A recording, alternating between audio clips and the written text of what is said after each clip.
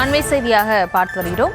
London சென்றிருக்கும் முதலமைச்சர் புகழ்பெற்ற ஆக்ஸ்போர்ட் பல்கலைக்கழகத்தில் தந்தை பெரியார் திருவுருவப் படத்தை திறந்து வைத்து சுயமரியாதை இயக்கம் அதன் மரபுகள் மாநாட்டில் கல்லூரி மாணவர்களுக்கு மத்தியில் உரை நிகழ்த்த இருக்கிறார். அந்த அண்மை செய்தியை பார்த்து வருகிறோம். மேலும் விவரங்களோடு இணைகிறார் இந்த செய்தியாளர் பாரி கார்த்திக். வணக்கம். மேலும் விவரம்.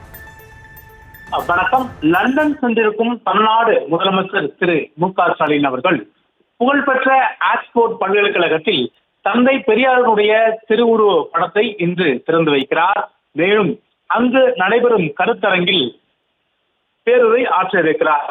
இந்த படம், பெரியாருடைய படம் என்பது கலை இயக்குனர் தோட்டாதரணி அவர்களால் உருவாக்கப்பட்ட இந்த பெரியார் படத்தை தற்போது தமிழ்நாடு முதலமைச்சர் அவர்கள் நாடு கடந்து கண்டம் கடந்து தந்தை பெரியாரின் புகழை போற்றும் விதமாக ஆக்ஸ்போர்ட் பல்கலைக்கழகத்தில் அந்த திருவுருவ படத்தை முதலமைச்சர் அவர்கள் இன்று திறந்து வைக்கிறார். அது மட்டுமல்ல, ஒரு சுயமரியாதை இயக்கம் மற்றும் அதன் மரபுகள் எனும் தலைப்பில் நடைபெறக்கூடிய பல்கலைக்கழகத்தின் மாநாட்டில் முதலமைச்சர் அவர்கள் சிறப்பு விருந்தினராக கலந்து கொண்டு மாணவர்கள் மத்தியிலும் பேச இருக்கிறார்.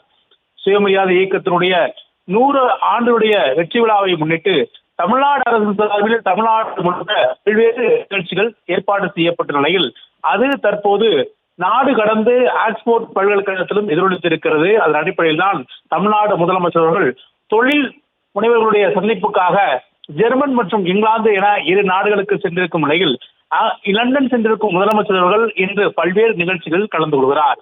இந்நிலையில் இன்று காலை முதலமைச்சர் அவர்கள் தொழில் முனைவருடைய கூட்டத்தில் பங்கேற்று பல்வேறு புரிந்துணர்வு ஒப்பந்தங்களில் கையெழுத்திடுகிறார். அதன் தொடர்ச்சியாக இன்று மாலை ஆக்ஸ்போர்ட் பல்கலைக்கழகத்தில் நடைபெறிய விழாவில் முதலமைச்சர் அவர்கள் தந்தை பெரியாருடைய உருவப்படத்தை திறந்து வைக்கிறார். மேலும் அங்கு நடைபெறக்கூடிய பகுத்தறிவு மாநாட்டில் முதலமைச்சர் அவர்கள் கலந்து கொண்டு உரை நிகழ்த்தவும் இருக்கிறார்.